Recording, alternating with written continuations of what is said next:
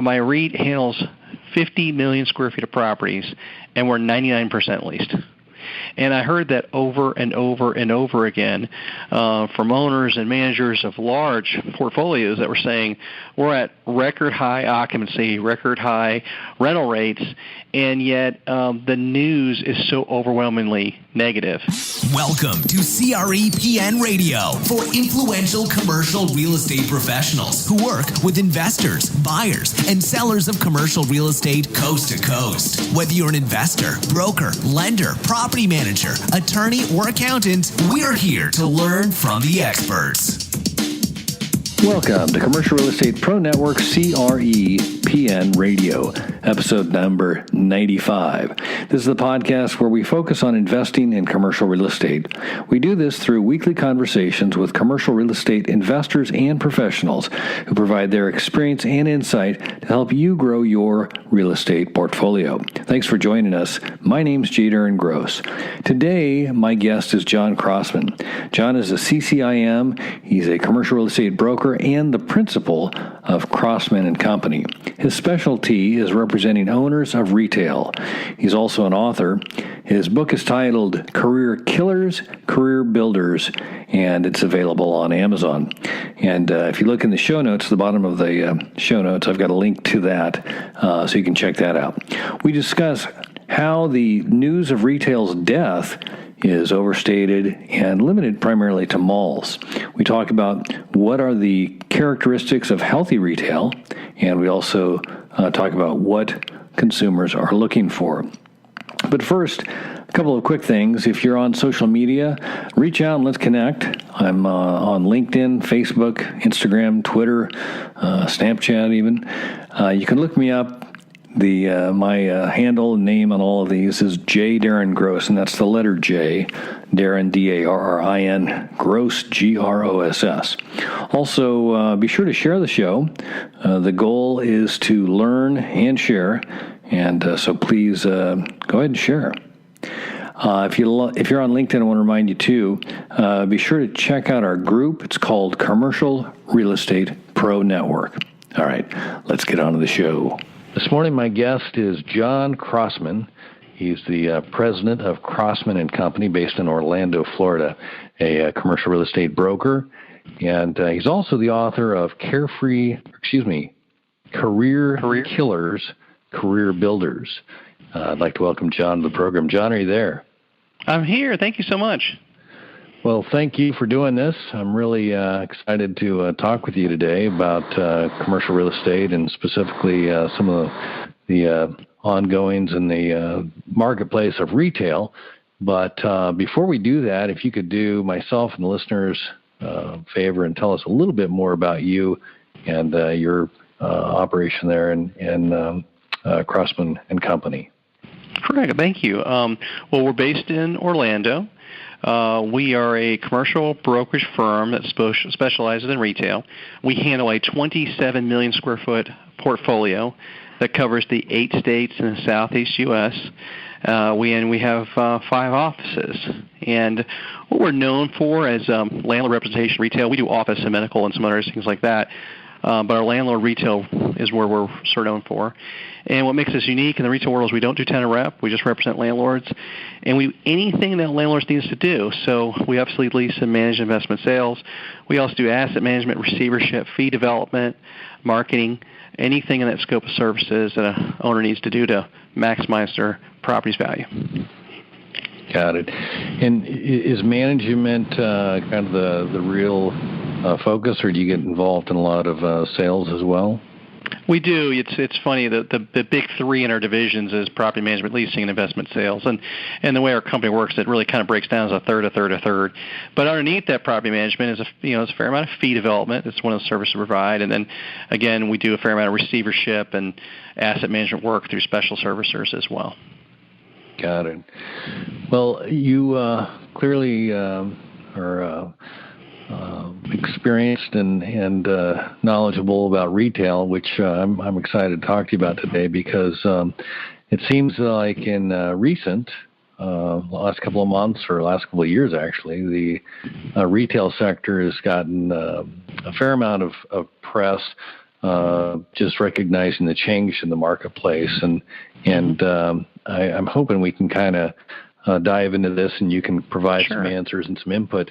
I know today I was just reading the paper again about Macy's, and I think a lot of this is, or the news anyway, maybe skewed to the big box retail.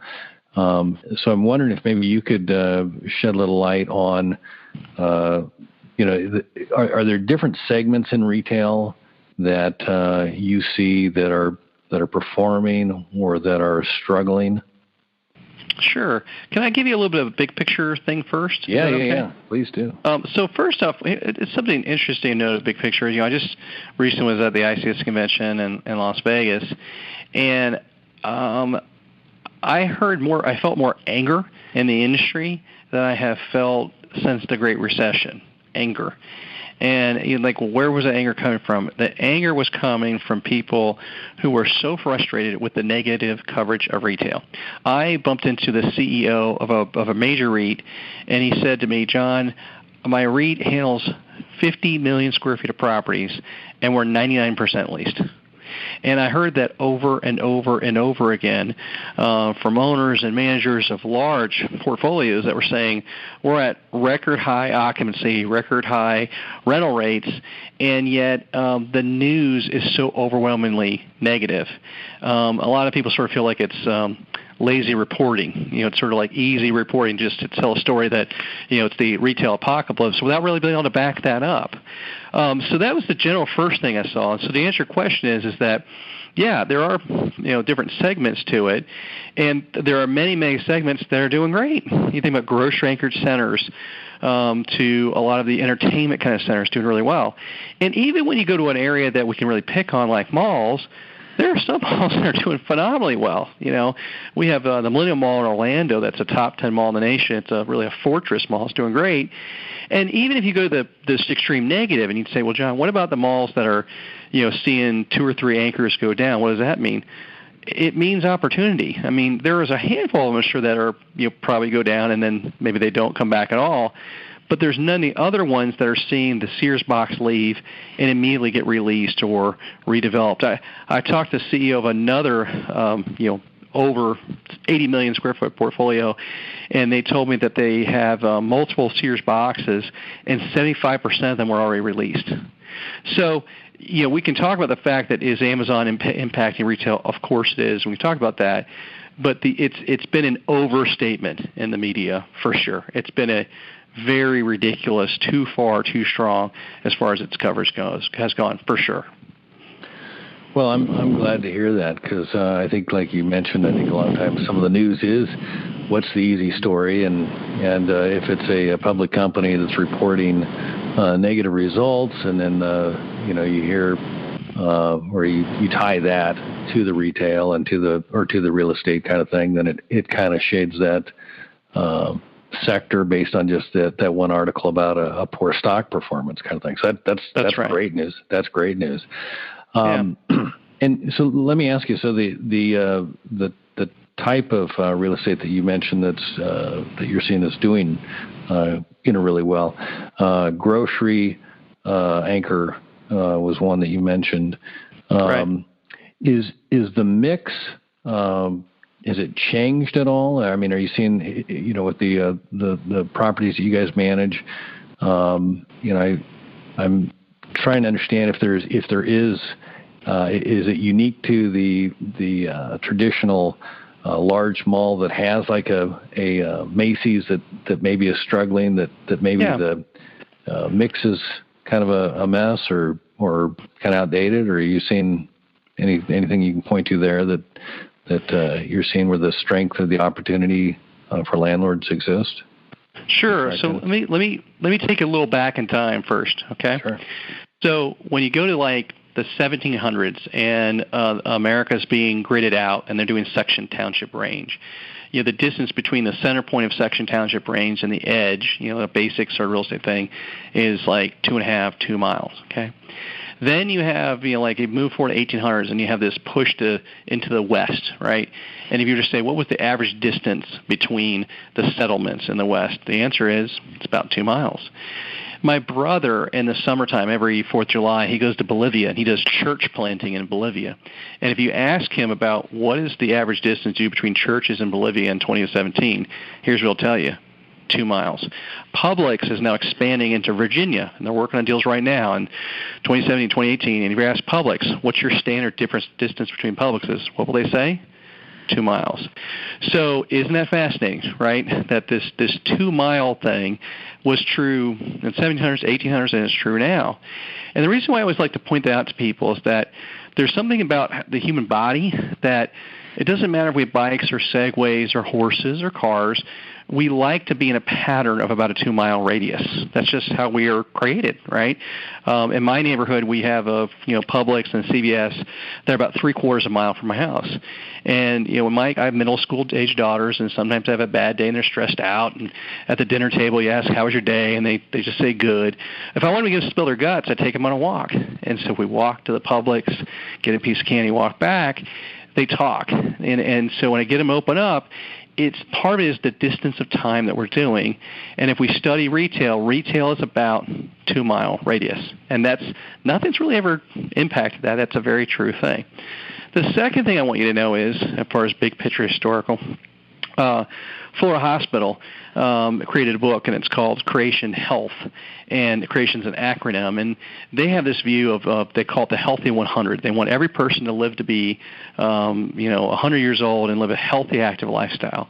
And a lot of times when I talk to college students, I'll say, okay, well, let's think about this. I'm 46. How can John Crossman live to be a healthy 100? And a lot of people say, well, you got to diet and you got to exercise and you don't smoke. I don't smoke, but I shouldn't smoke ever, that kind of thing. But one of the other things to be a healthy 100 you have to do is you have to live in community. You cannot go live by yourself like the Unabomber and live to be 100 years old, even if you exercise and eat right. Dogs are pack animals. We as humans are pack animals. We in a healthy way live in community. So one of the reasons why I say that is that when people talk about like the death of retail, I'm always like, guys, we live in a society where we need to go to restaurants and have dinner with people, or we need to communicate, we need to connect with people. And so great retail today, right now, and 500 years ago is really the same in that it's got to be about its 2 mile radius, and it's got to create a sense of community and relationship component. And great retail, no matter where it is in the world right now, that's what it does. Okay? So in the 80s, we had the zenith of the mall. Like, I'm a mall kid. Like, people would go to the malls to meet people, connect with people. And one of the great things about retail is consistency. Like, if you and I were on a business trip together, we were in India and we saw McDonald's, like, does McDonald's make the greatest cheeseburger in the world? No. My uncle does, but they don't make the greatest one, but it's consistent, right? So there's consistency is the key. So retail and malls became very consistent. But after becoming consistent, they became soulless. And in some ways, they became inconvenient. And that's where they started really having their troubles. Now, entering the 1990s, there was 2 big impacts in retail in the 1990s. One of them was Super Walmart. And I remember people telling me that Super Walmart was going to put me out of business. People told me that. You're going to be out of business, John. You won't have a job because Super Walmart's taken over. Now, what's the funny thing is, who's really put the hammer on Super Walmart? Amazon. Isn't that kind of funny, right? Ironic. Yeah. And then the other thing, I remember a guy calling me on the phone and saying, John, the Internet's going to put you out of business. So in the 1990s, over 20 years ago, I had people telling me that the Internet was going to put me out of business. And, of course, what I used to give a speech about was things the Internet can't do. And in the 1990s, we used to be in grocery and shopping centers. You'd have a frame shop and a shoe store and a women's clothing store. And that got impacted more by Walmart than other things. But we started putting more restaurants in, right, and more we put medical in. When I was a kid, when you went to the dentist, you went to an office tower. And dentists started figuring out that didn't make sense. And so now we put dentists in line. And my kids love going to the dentist. The locations are better. It's easier to park. It's easier getting out of. If my wife drops them off, she can go into a store and do something, right? So where medical is now in there. So that's still true today. So you're asking this question about it's sort of alluding to, like, how is Amazon impacting it? Well, Amazon can't clean your teeth, right?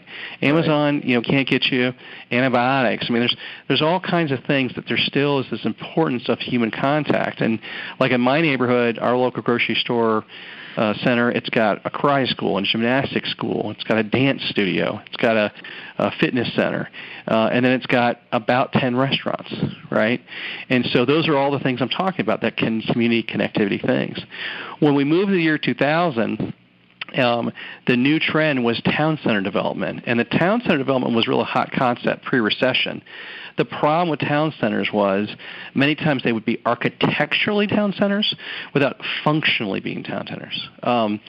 Dr. Chuck Bull from the University of Miami said that town centers have to have a civic component to them. They have to have a courthouse or something that makes it a town center. So one community in our state did a town center development, but they built a new city hall, and they pushed the developer to pull their town center up across the street. And as this won't surprise you, over the years went by, the town center went into bankruptcy because it was architecturally felt like a town center, but it really wasn't. It didn't have the connecting piece to it on property. So now, when you look at what's going on in retail now, I find it fascinating. We are, I think, in a lot of ways doing things better and doing things that are more efficient and responding to consumers better. And the great retailers, the great developers are understanding how to merge together technology and connecting their communities and providing entertainment components and pulling that all together. I'll take a pause, but that's my quick overview of what you just said. Yeah, no, I like the consistent message there, the connection. You're going back to the 1700s to now, and I'm wondering, do you feel like that there was a connection? Or you did say something about soullessness when we went from the consistency to the soullessness. Do you think that was kind of the point where it kind of started to regress as far as? Absolutely. Well, because, when you're working in retail, things being efficient make them more profitable. But if you become so efficient and profitable, but you lose the human connect point, that's where you have a problem. So let me give you an example of a retailer who is totally crushed that, and that would be Publix. Publix is consistent, right? It's a grocery store. It's consistent.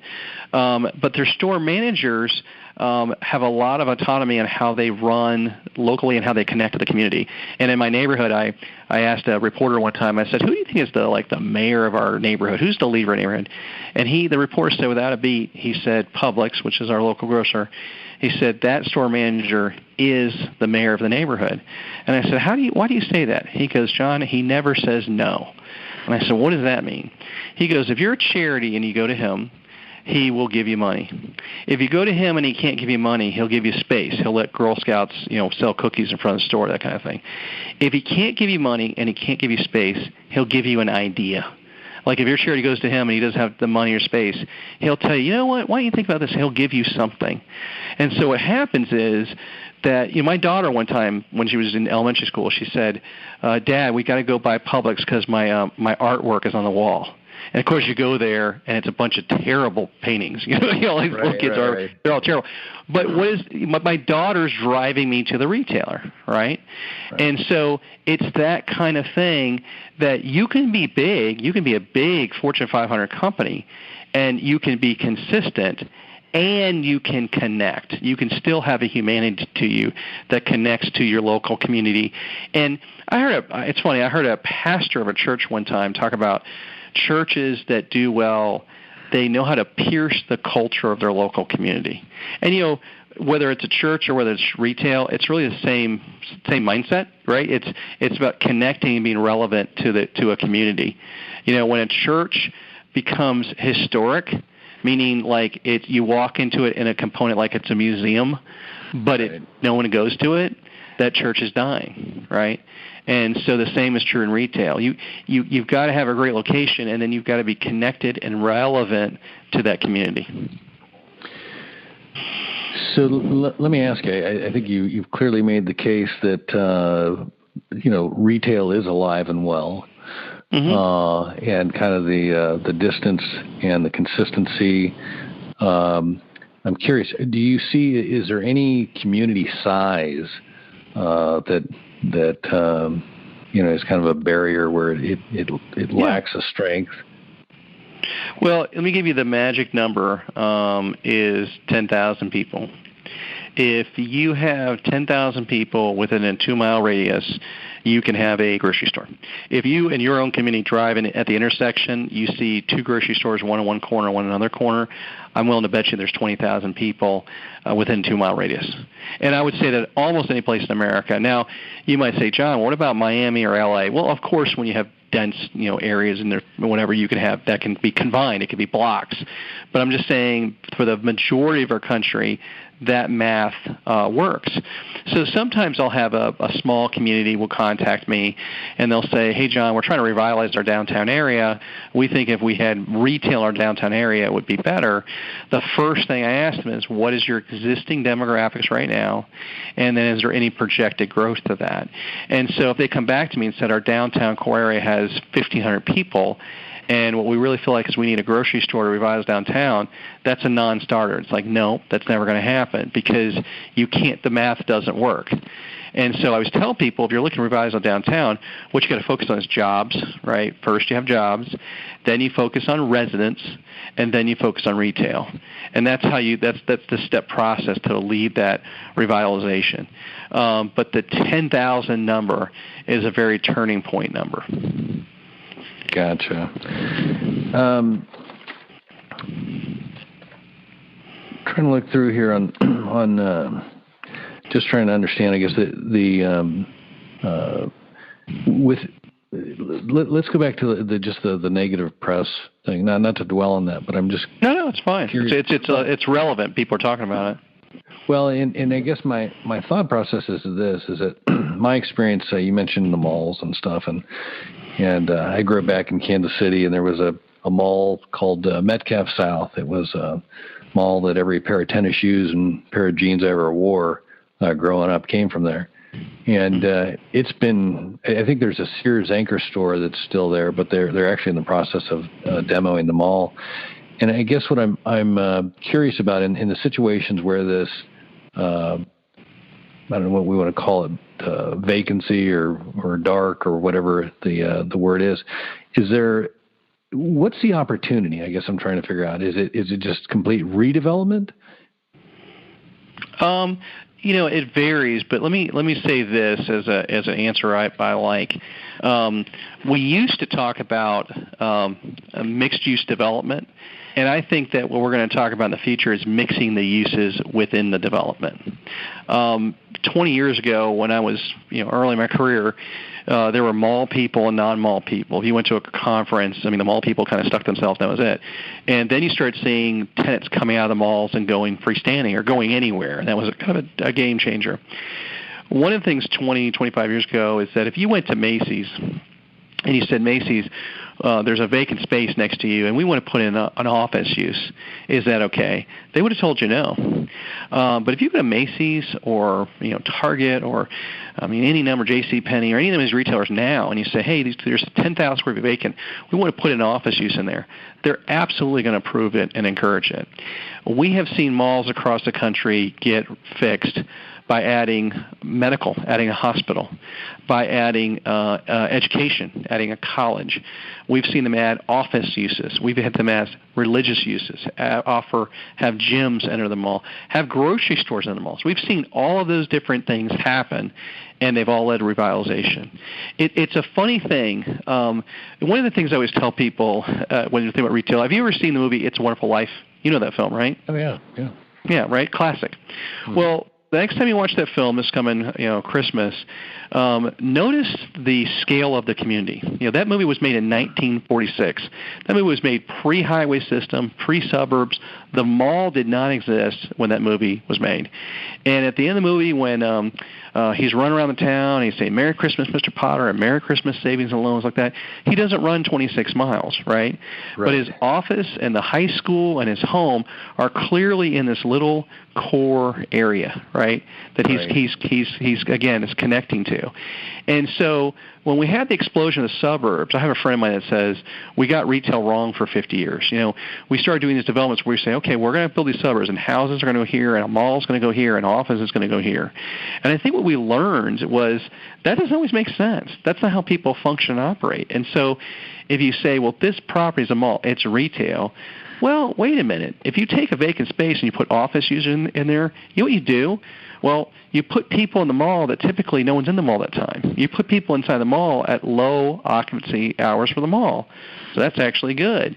If you're the office users and you tell people like, hey, we were going to go to an office building, but instead I'm going to stick us in this vacant space in the mall. And by the way, when your day's over, you can just walk and see a movie, or you can have lunch in a food court. I would say a lot of those office users would say, I like being in a mall. Oh, and by the way, instead of you driving downtown and having to park in a parking garage, you can park in an open sea of parking, and it's free. It's free parking. Right. Isn't that funny? Right. Yeah. So anyway, that's another way to look at that, right? Isn't that cool? So I think to answer your question, it's like I think one of the biggest things you're going to do is that the rules have changed. What we saw as hard rules 20 years ago don't apply anymore. And I think people are learning that you can mix things around. It's funny. I've been to, Reading Street in Philadelphia. And that retail node has been doing retail since longer than America has existed. There's a famous retail market in Istanbul that's been there, hundreds if not thousands of years, right? So retail's still relevant, but the way we interact and integrate that to what's around it, I think that's what we're almost relearning. We're almost relearning it of how it used to be. I tell people like we have a shopping center we handled years ago that had a dark grocery store, and we cut the box in half. We put a gym in one side and a church in the other. And then a few years went by, and a friend of mine's dad died, and he asked me to be an usher at the funeral. So I show up, and I'm handing out programs. So I'm wearing a dark suit, and I'm handing out programs as people walk in. And while I'm standing there, people are also walking in the big space next door, and it's a gym. They're going to work out. And I thought to myself, man, this is really weird. But then the more I thought about it, it's really not. It's really not. I mean, if you and I could go back in time and look at downtown Kansas City in, 1890, what did it look like, right? Was it segmented? Was it retail one area and office another, or was it all blended together? It was all blended together, wasn't it? Right. So I think that we're kind of going back to our past. Right. Well, and I think a couple of things you've stressed here, the connection and the distance. I think the invention or the mass production of the automobile and highways and kind of the sprawl of the suburbia has kind of left people out further and further and further. And it's when you look at it that way, your time, you're spending so much time, in that commute kind of thing, as opposed to if you live closer to the opportunity or the whatever it is, the center, or your whatever it is that you need within the 2 miles, or whether it would work or what have you. So I think at least out here, I'm out in Portland, Oregon now, and I know that we've got kind of a unique thing called the urban growth boundary. And it's just an imaginary line that they put around the city that restricts development beyond that, trying to get the density higher and stuff. And I think it's kind of a unique approach. I know it back in the Midwest, some of the things that I've seen with the dead malls, and I want to ask you this: was there a overbuilding? Would you say that there was, in some cases, is that part of what overbuilding? That's a good question. I don't know that I could point to that as an example as the problem. I haven't seen that. I have seen it. I've seen overbuilding with town centers. I've seen town centers that should have been 80,000 square feet instead somebody trying to build 250,000 square feet. The malls, I don't know that I really saw that. I'm sure there's examples of it. I more see the malls making themselves irrelevant. All the mall examples, not all the malls, but a lot of the malls examples I can think of, there's actually a lot of thrivingness around them. They just got completely disconnected. Now, I think the difference would be is that if you got into really kind of rural markets, there are prior examples of that. But I would tell you this.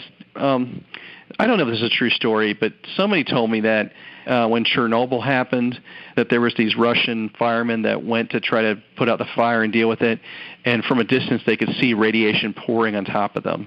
And the point of the story was that the guys were dead, but they didn't know it yet. And it was a hopeless situation to help them. And sometimes I've looked at some projects and I'm like, guys, you're walking around acting like everything's fine, and yet you are in a world of hurt. If you don't get on offense big time, this whole thing's going to go down. I have seen that happen.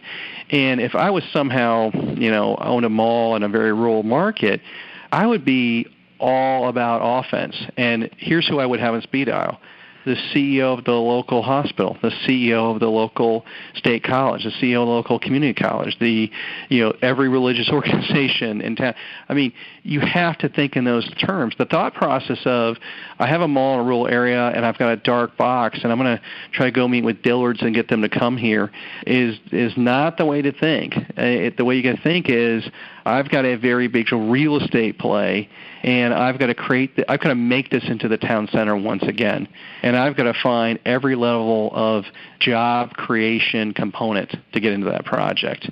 So I guess that's the way of saying is that if you own a mall, you should not think of yourself as a retail owner. You should think of yourself as a real estate owner. And I've said this, that if I was going to rebrand my company, I would rebrand us not as a retail company, but as a community company. That's what I would, if I could sort of just make that switch, wave a wand, I would want people to think of me as a community company because, I'm really involved in NAP, which is historically an office industrial transportation, but I see the industry changing, and so I want to make sure I'm in that world because I think office uses are going to come into retail uses. I serve on a board of a major hospital group because I'm really connected into medical. I'm very involved in education. I've been very involved in education locally and on a national level. And those are things I'm passionate about. At the same time, I just feel like there's a fluidity to all that within retail. It's connected. And to be a great retail owner, you've got to understand the connectivity of what you're doing with the world around you. It's not something that can be just stuck anywhere and do okay. You've got to be connected. Right. No, I like your your suggestion there, because I think I think there is some of that. And again, I'm not, I don't play in the space per se. By day I'm an insurance broker and deal with landlords and stuff. But just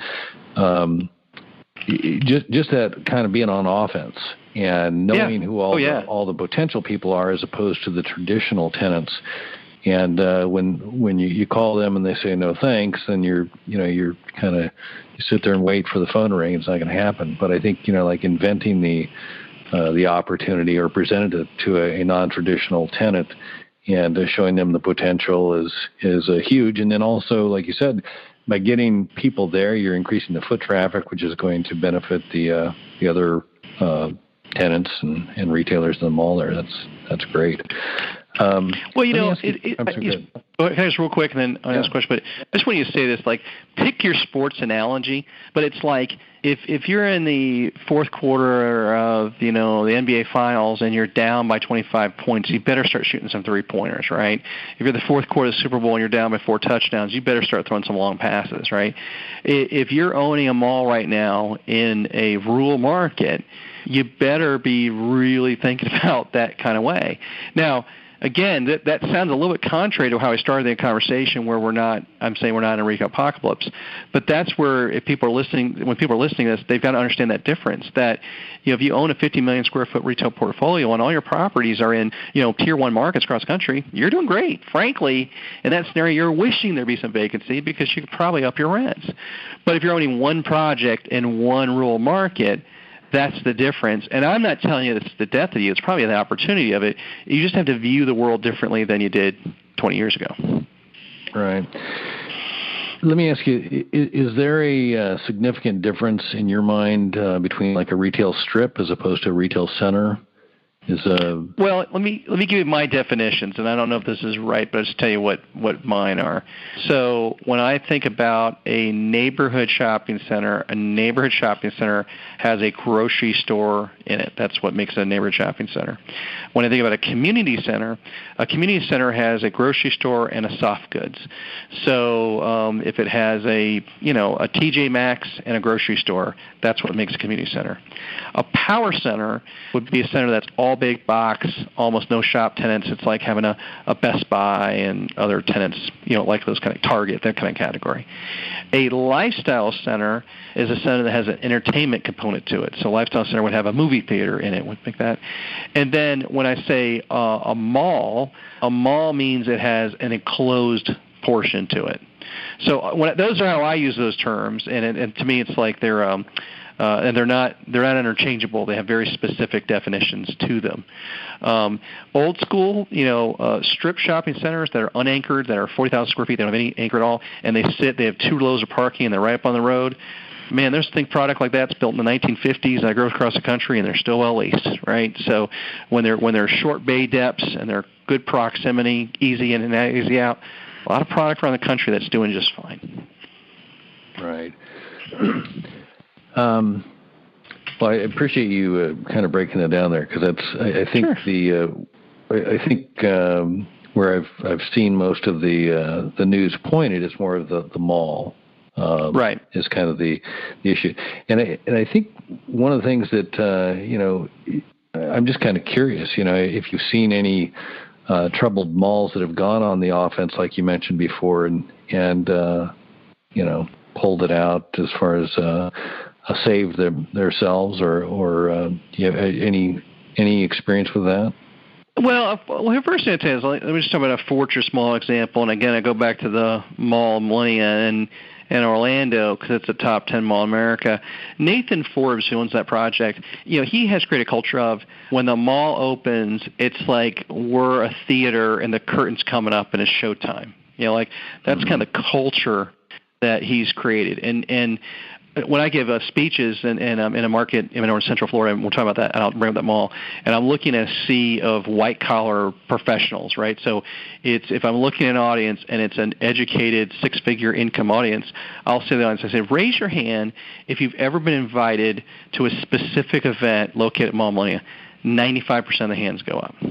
And the point I make is that mall, and it's an upscale mall, knows who their demographic is, and they're proactively working to get them into their property. That's smart. That is absolutely smart. They know what they're doing. You can do that on a low-end side. One of my partners here for 13 years handled a mall that was in a tougher, lower demographic area, and I think for 13 years ran it, was very profitable. But they did all kinds of things, again, to connect to their core community and be relevant to the community, and have kept it going. Now, I will tell you, there's lots of bad news coming, okay? There's lots of malls out there that, I like this expression somebody told me about a guy I know who owns a couple malls.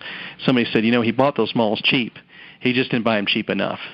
And I absolutely have seen people that have gotten into the mall business in the last 5 years, and they kind of thought, I'm buying this thing pennies on the dollar, and it's easy, and there's still a bite back with that. There still are some malls that are going to go into bankruptcy. There's still some malls that are going to completely fall apart and then get rebuilt.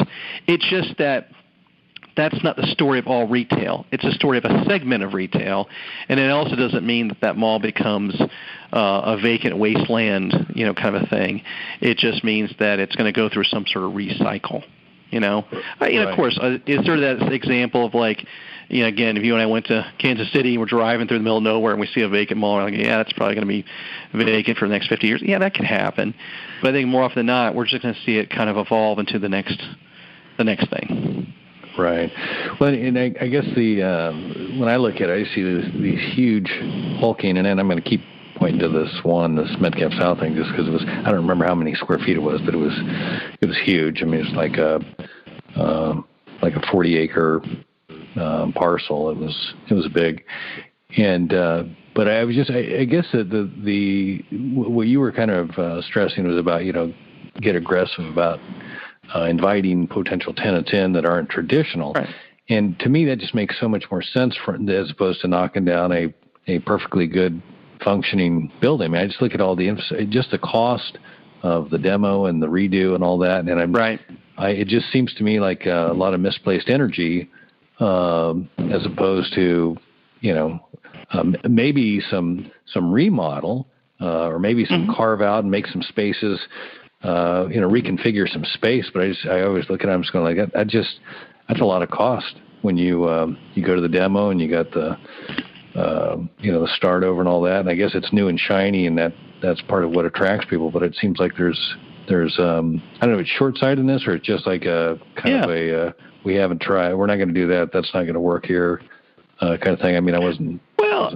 Yeah, and I would come back and I'd say visualize this. If you were the CEO of a company and you needed to open up a 20,000 square foot office, and pick any city in America you want, and let's pick Portland, okay?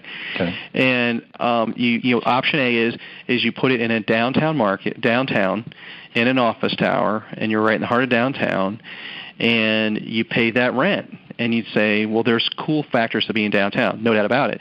But your rent's pretty high, and then every employee's parking in a parking garage and doing the whole thing. Well, what if instead of that you went to a suburb market and you put that in an office or in a mall? And if you did that, you'd have really cheap rent, and you'd have plenty of parking, and it'd be free, plus you have the amenities of the mall. So I'm not saying in every situation that's the right play to do, because there's reasons to be downtown. But I would tell you that that's a different way of thinking about it. I mean, frankly, I could argue that if you were a big office tenant, if you're saying, hey, you know what, we're going to market, we need 50, 100,000 square feet, I might say, why don't you think about buying them all?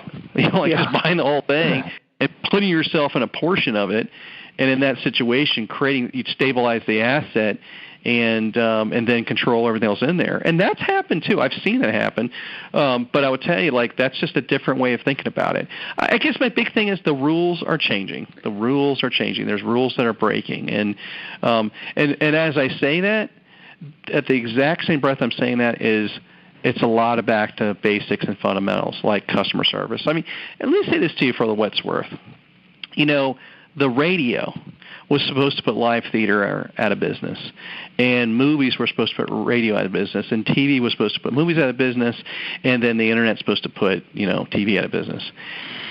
Have you heard of Hamilton? Right? So, when you go back to the basic of live theater is as big. I was just in New York last month, and live theater is as big as it's ever been. So all of those different forms are still doing well when they're done right. So people always predict the death of things, but they don't have to die, but they do have to evolve. And if they do it the right way, they can stay relevant and be efficient. I'll tell you an interesting thing. OfficeMax, Office Depot, those guys have done something cool in their new format where they have a little socialization area. So if you're a small business owner and you're going there just to do a couple of things in Office Depot, you can actually sit down for a few minutes, and if there's another small business owner there, you guys can talk. Two women owners can sit there and talk, have a conversation. Who knows? And so they're trying to create community within that format. I think that's cool. I think that's interesting. I think it's like if people go to Starbucks and sit there on their laptops. And, when I first saw people doing that, I'm like, that's kind of weird. But then as I've gotten older, I'm like, you know what? Sometimes people are lonely. Sometimes people are bored. And, maybe they're living in an apartment by themselves and their job, they're doing so much stuff online, but they want to be around other humans and have that connectivity. And that's important to them. Right. I'm trying to think. I think it's Starbucks. Their motto is kind of the third place. You got homework and there, and it's kind of, I think it is kind of fit into that. Or they've managed to, I don't know if you want to say define the space, but actually, I think they've done a pretty good job of that, and people have used it well. Let me ask you this, because the footprint of retail in general, have you seen space configuration needs? Has it changed quite a bit? Yes. I want to share this with you. It's not first an exact answer question, but I think it's a fun little factoid to share with you and people. When you have a small shop space that's between 800 and 1,500 square feet, we can lease those all day long. But when they go to 1,600 to 1,800, they become very difficult to lease. And I struggle with exactly why that is, but I know that that's the truth. And I don't know if it's when you think about pizza places or nail salons or Chinese restaurants or all these little uses, there's some sort of diminishing returns, and so of size. And so one of the things I always look at is bay depth. Like if a shopping center has 60, 65, 70-foot bay depth, that's the right size. But sometimes I've seen spaces where it's 100-foot bay depth, which means you can only make it like a 30 by 100 or 40 by 100, which means you have to have 3,000 or 4,000 square feet. Well, you can't put a nail salon in a 3,000 to 4,000 square space. Yeah, right. And you can't cut it up. So the first thing I want to tell you is like that small shop size. There's 1,000 square feet is a great size, right? And it's just hard making it, too big. We make it too big. I think the second thing is, as far as the spacing, I think a lot of the bigger box guys have really got figured out that there's ways to make it, more efficient. And I think Best Buy is learning that right now. There's different places that you can have a showroom, and then you can have things delivered from someplace else. But that retail space becomes very, very valuable, and maximizing that size. And I can point to a bunch of retailers I think that point to that they've gotten too big, and they've lost control. And the other thing it comes back to is like trying to make it experiential. That I think for a lot of people, shopping is an experience, and if you're too crowded, like you're too small, it's too crowded, that's a bad experience. But also if it feels like a canyon in there, there's nothing going on, or you're not maintaining it well, those are all related to experiences as well. No, that's all good. I'm looking down kind of my list of thoughts I had. Is there anything that I should be asking you that I haven't about retail? What are you seeing as far as, you've kind of hit on community and change. The rules have changed, the footprint. Is there... I think a couple random things that come up would be this. One is I look at as I always try to study tenant default and tenant slow pay. So are tenants just not paying their rent, or are tenants slow paying, right? And when we had the Great Recession, that was a huge problem. I'm not seeing that at all. We've not had any issues of any time recently where we have any kind of bump in slow pays or no pays. And so that's anecdotal, but I think it might be insightful just to say that as an observation. So I think it's good to look at that research and data that a lot of positive things to point to. When I think about other key things I think people should think about, I definitely think the entertainment component, doing things, and I don't think I spend a lot of money on it, but having entertainment component, experiential components in retail is important. And I think the other thing that we're going to keep having to think about and deal with is security. Lots of places around the world have been dealing with major security problems a lot longer than we have, and they've figured out ways to make it work. People need to live their lives and don't need to live in fear, and they need to go there and do things. At the same time, you got to make sure that people can see that it's a safe place. And it's funny, Disney has done some genius things where they've made things safe, but they don't feel awkward or intimidating or things like that. I was in Times Square 2 weeks ago, and you see all these cops with very large guns, and I think probably old school I would have been a little put off by that, and I was kind of glad about it. It's like, so they've got officers with helmets on and these big weapons, and it's not impacting retail, but it's probably making it better because people feel more secure. Disney's done a great job because one of the ways they design things is how traffic flows go in. Like sometimes the problems you can have with teenage boys is them circling around. That's their old school, drive around in a circle. People would do that. Well, a lot of times Disney properties, it's easy to drop somebody off, and it's easy to pick them up, but driving in a circle is not possible. So that's just another example of it. So I guess one, in Times Square, it's a physical presence way, and Disney does things in a more subdued way, but they still have the same impact. And so I would say that as anybody who's trying to drive some large-scale retail project, I would just tell them that security is something that they probably should have in mind as well.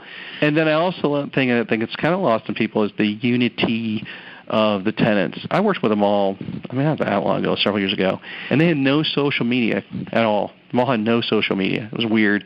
And then when they started the social media, after I really browbeat them about it, they didn't naturally connect the social media to the tenant social media, which I thought that was weird. And so to me, it's like trying to make the connectivity of your neighbors in that world is pretty important too. No, that's, again, going back to connection. Connect everybody there and create that sense of community.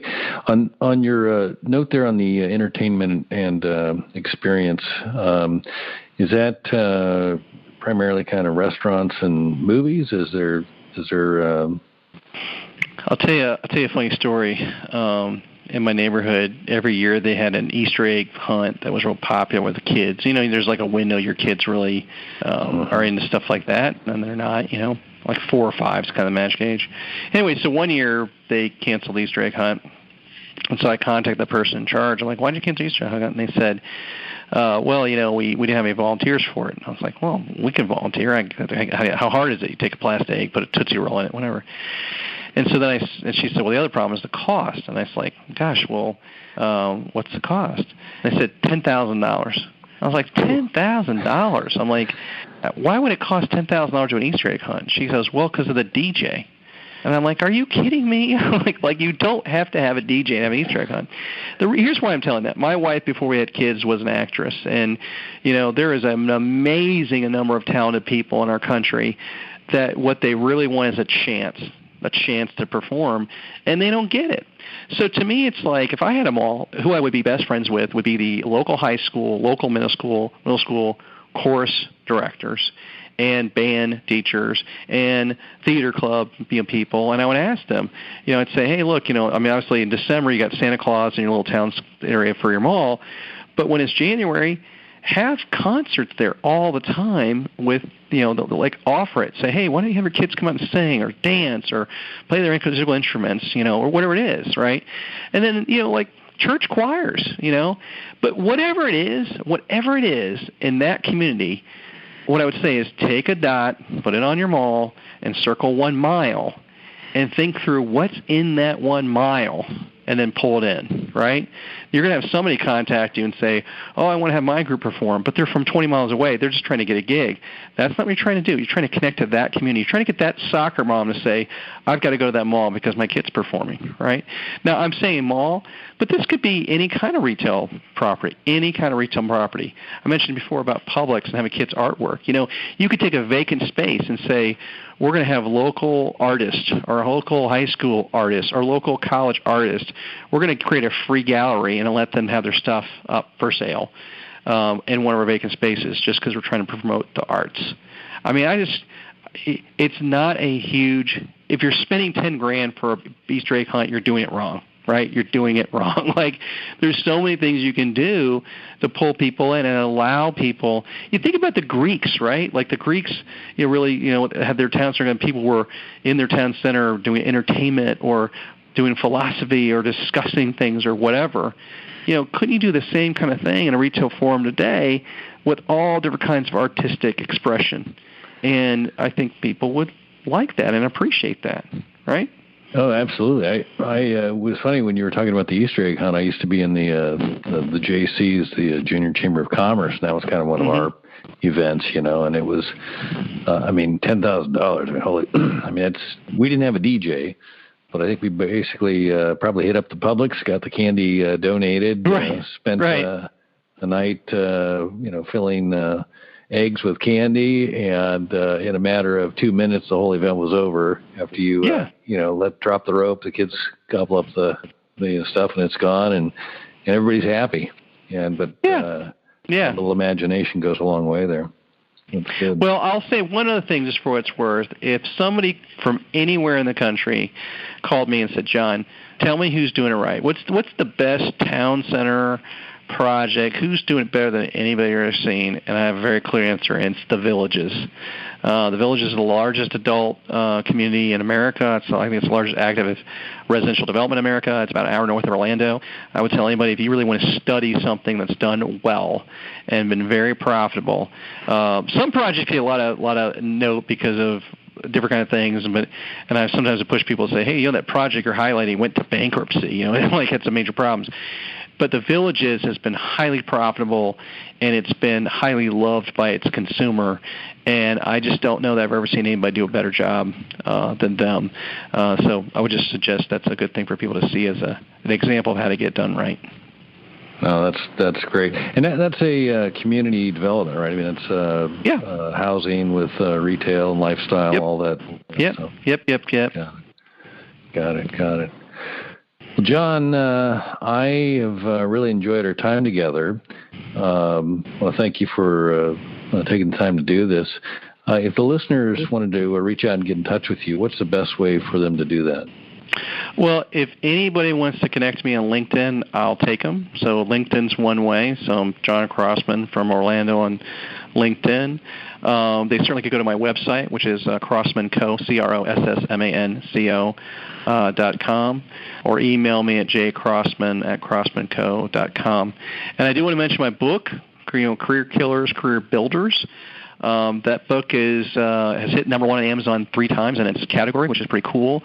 And that book is really a summary of a lot of different college lectures and mentoring I've done for college students and young professionals for years. And it really talks about the things that are the most likely to end people's careers, and then really in a healthier way of the things they need to do to prevent those things happening. And I will just say this, Bill O'Reilly would have done to read my book many years ago, right? So there's some things I talk about there. So, and if you are older, maybe you buy that for somebody you know that just graduated from college, but it's a good, easy read, and I hope it's a resource that helps people. That's awesome. I will list all of those in the show notes. If you're driving and unable to write that down, just go ahead and check the show notes, and the links will be in there. John, again, I want to say thanks for taking the time today. I really appreciated our talk. My pleasure. And hopefully we can do this again soon. Anytime. Thank you, sir. Okay, you got it. If you liked what you heard today, please share this with somebody. You can share the link or tell them about it. And that'd be a great way to create community and continue to share the word here. Until next time, I want to say thanks for listening to Commercial Real Estate Pro Network's CREPN Radio. You're listening to CREPN Radio for influential commercial real estate professionals. For more information on this or any of our guests, like us on Facebook, CREPN Radio.